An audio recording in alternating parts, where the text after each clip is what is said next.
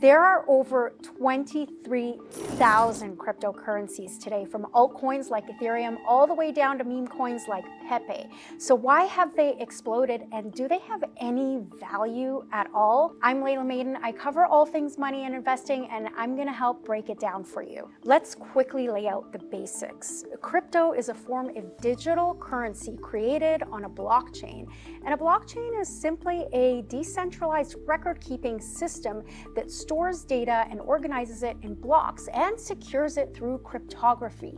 Think of it as a form of encryption. Within the crypto ecosystem, there are different types of coins and use cases, such as to facilitate peer-to-peer transactions, for decentralized finance, for storage, gaming, and to store value. For example, we have cryptos that are native to the layer 1 blockchain. These are blockchains that are the base which other applications can be built on. Bitcoin is one of them. It's often compared to gold because it has a limited supply of 21 million, and if you can stomach the volatility, you could also use it as a medium of exchange. Outside of Bitcoin, other cryptos are referred to as altcoins. And within that, we have Ethereum. This has the second largest market cap of all cryptos at about $382 billion.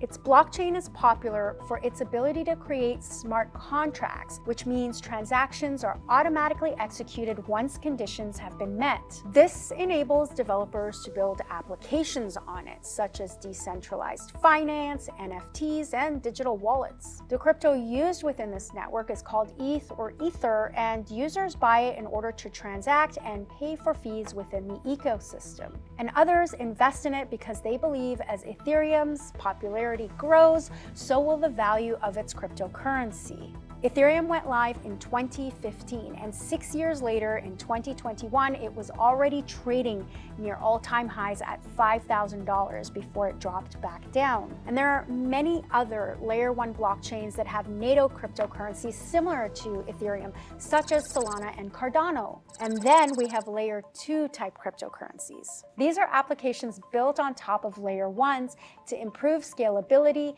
increase speed, and lower transaction fees. One example is Polygon, and its crypto is MATIC, which allows users to transact on Ethereum in a quicker and cheaper way. Other forms of cryptocurrencies are, for example, stablecoins. These are pegged to real currencies like the US dollar. Some main examples of these are USD Coin and Tether. Traders will often use stablecoins as a way to swap out their gains from other volatile cryptocurrencies and hold it in the value of the US dollar. But even among these so-called stable coins, there are varying degrees of risk depending on how they are backed by real-world assets. Sometimes these coins can depeg from the value of the dollar if they're not backed and managed properly within their ecosystem. And finally, we have meme coins. And true to their name, they're often derived from internet memes and can be created on blockchains like Ethereum. Now, they don't necessarily serve a purpose, but they're popular because they're fun, they're cheap, and they have a community around them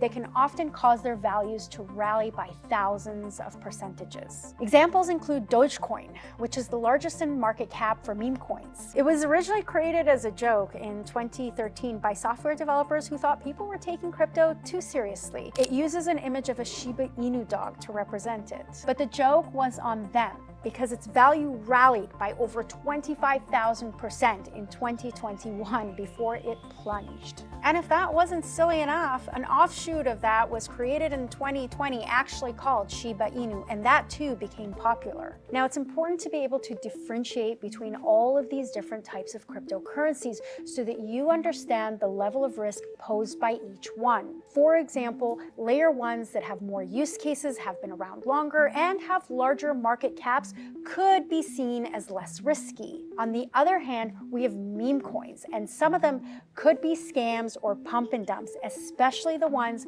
with really small market caps. That's because they could be so easily created, and certain people will promote them in order to increase their popularity and boost their value, only to dump them on unsuspecting buyers. Since 2014, over half of cryptocurrencies have already failed. That's over 14,000 cryptocurrencies that no longer exist. Now, the crypto market is highly speculative because it's a new sector and we don't know what the future holds. We don't know how blockchains will be incorporated into financial systems. And even then, we don't know which blockchains will be around in a year or two. But investors still bet on them, either for short-term quick gains or because they really believe in their long-term potential. Crypto prices can be impacted by sheer hype. But historically, we have seen crypto's prices rally to extreme peaks every 4 years after Bitcoin's halving, when the rewards for mining are cut in half and supply is lessened. Now, if you've seen extreme profits from Bitcoin's price rallying, investors tend to take those profits and throw them at riskier bets in altcoins to see if they can make even more gains. And that also attracts bystanders who see altcoins prices rally and they too start making bets. Crypto can be attractive, but it remains highly risky, especially because we don't know how long some of these cryptos will even last.